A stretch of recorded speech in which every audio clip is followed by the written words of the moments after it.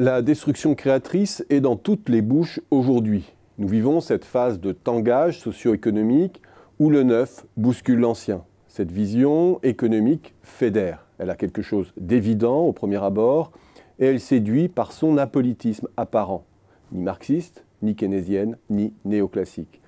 Elle permet aux pensées les plus molles de se parer des apparences de l'audace. On y parle disruption, mutation, bouleversement, transition, transhumanisme, etc. Le progrès et ses désordres ne font plus peur. Cette version édulcorée de Schumpeter annonce des lendemains qui chantent dès lors que l'on s'en remet au marché.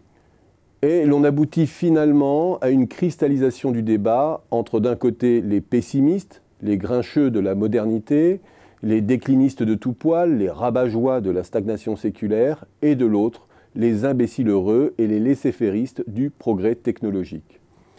C'est un triste constat, mais voilà que le paradigme schumpeterien, éminemment anticonformiste et inscrit dans une vision historique complexe de l'économie, est devenu un prêt-à-penser qui anesthésie l'intelligence. La meilleure façon d'avoir l'air de tout dire sans ne rien dire sur la transformation de nos économies. Dans ce monde, la start-up porte le neuf. L'entreprise qui meurt embarque avec elle la part obsolescente de nos économies.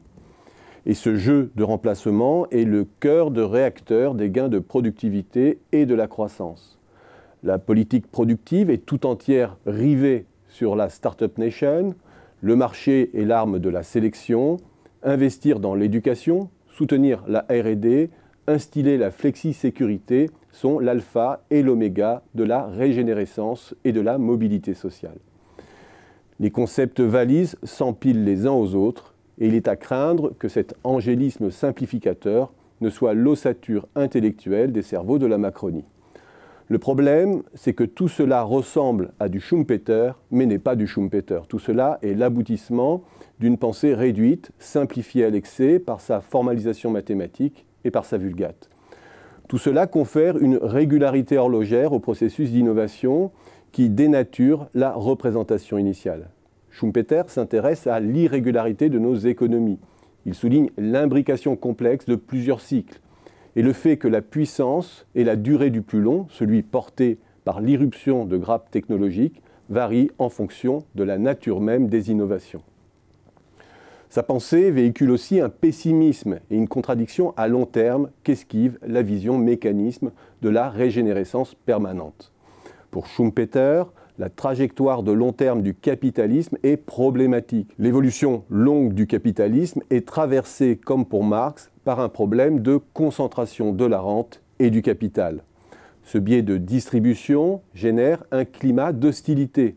Le capitalisme se sclérose ainsi de l'intérieur pour des raisons sociales et politiques.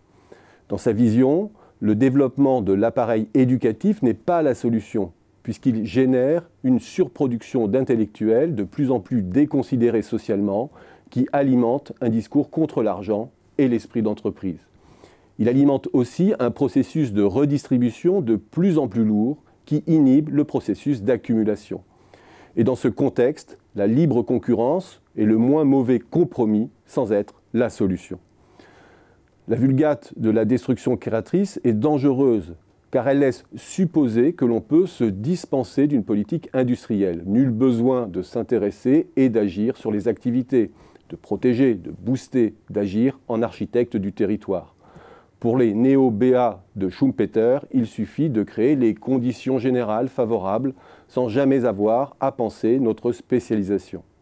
Les rapports de force entre pays, entre grandes firmes sont gommés, les phénomènes d'agglomération, les risques de prédation sont esquivés. Bref, on simplifie, on postule que le progrès va spontanément dans la bonne direction et que c'est au corps social de s'y adapter et non l'inverse. On simplifie quand Schumpeter aurait mérité un approfondissement, une actualisation. Que dire notamment de la dichotomie entre l'entrepreneur innovateur et la grande organisation, supposée sclérosante, même si elle est stabilisante chez Schumpeter.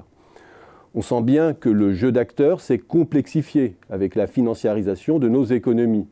Entre les licornes, les multinationales, qui ne cessent de redéfinir leurs contours, d'acquérir des brevets, les fonds d'investissement, le jeu et la distribution des rôles n'est plus aussi clair que par le passé. Cet ensemble constitue un écosystème de la productivité dont le moteur ne se réduit pas à un simple jeu d'entrée-sortie d'entreprises nouvelles et anciennes. Bref, cessons l'imposture qui consiste à faire de Schumpeter un prescripteur des politiques pro-marché, qu'il n'est pas, et essayons plutôt de repenser Schumpeter à l'aune des réalités contemporaines.